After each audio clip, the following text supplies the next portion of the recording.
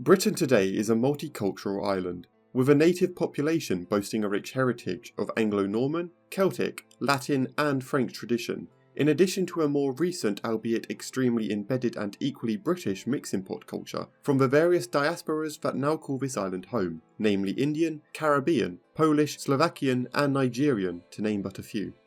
The past, of course, was no different. While the names of these groups may have differed, and their geographic origin was somewhat nearer to the island than the diasporas of modernity, nevertheless, the British have a proud heritage of being made up from migratory people.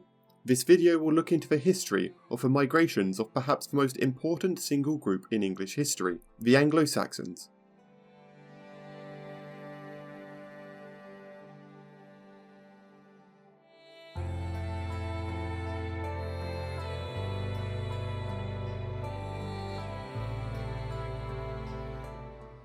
Before we begin, we should clarify some terminology. The naming of these people, and the groups that they make up, have often been misused or represented in popular culture and knowledge. Firstly, these people were first and foremost Saxons, Angles and Jutes, not English. Angle, or its Latin form, Angli, would come to be applied to all Germanic language speakers upon the island, yet this phenomenon wouldn't be observed just yet. These people were somewhat distinct, with different dialects of the West Germanic language being spoken back in Europe.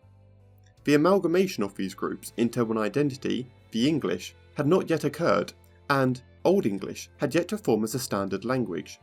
To these people, there was no England, nor concept of the English, up until centuries after the Germanic settlement. In fact, many Angles specifically would go on to play an essential role in the formation of the Germanic lowland Scottish culture. Most certainly not the same thing as English, and stating that this culture was born out of the English would be rather controversial indeed. So, who were these aforementioned three peoples? Who were the Angles, Saxons, and Jutes? The simple answer is that these were three somewhat distinct peoples from what is today the north of Germany and continental Denmark. The Angles come from what is today known as Schleswig and Holstein, a region in the south of Denmark and the north of Germany, lending their name to the peninsula Anglia, or Angle in German. As to how they came by the name Angle isn't actually known for sure, although it may indicate their proficiency at fishing, angle being a cognate with the modern English term angling. Another possibility is that the word derives from a Proto-Germanic word meaning narrow, referring to the estuary of a prominent river that flows through the region. Finally, it possibly references the geographic shape of part of a region which somewhat resembles a hook, the Proto-Germanic word for hook being similar to angle, a modern cognate word with the English ankle. Secondly, we have the Saxons, who hail from a place called Saxony, a region which still exists today as a German state, although the historic borders have moved around somewhat. Saxony remained an important Germanic kingdom throughout the early medieval period. It must be remembered that only some of the Saxons chose to migrate to Britain. As for their name, Saxon most definitely refers to the sax, a knife that these people were well known for using, coming from the Proto-Indo-European word sec, meaning to cut. A cognate can be found in the modern English verb to saw.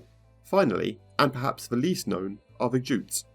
The Jutes, like the Saxons, have left a great legacy on the lands they inhabited, with the continental portion of Denmark today being known as Jutland. The name of these people is a Latin variation of Jutes, the Old English word for this group. Jutes in turn comes from the Proto-Germanic Jutas, which may mean various things, although giants and the great ones seem most plausible, perhaps referencing the physical stature of these people when compared to their southern neighbours. The Jutes perhaps are the most intriguing and unique of the three Germanic peoples to settle in Britain. It is very possible that they were the same peoples as the Euphianese Franks of Flanders, a region which borders the Jutish settled part of England. Supporting this is the fact that many historians believe that the Jutes were, in fact, at this point in history, not living in Jutland at all, but forced to migrate to Frisia and Flanders due to the Danish migrations into what is today continental Denmark.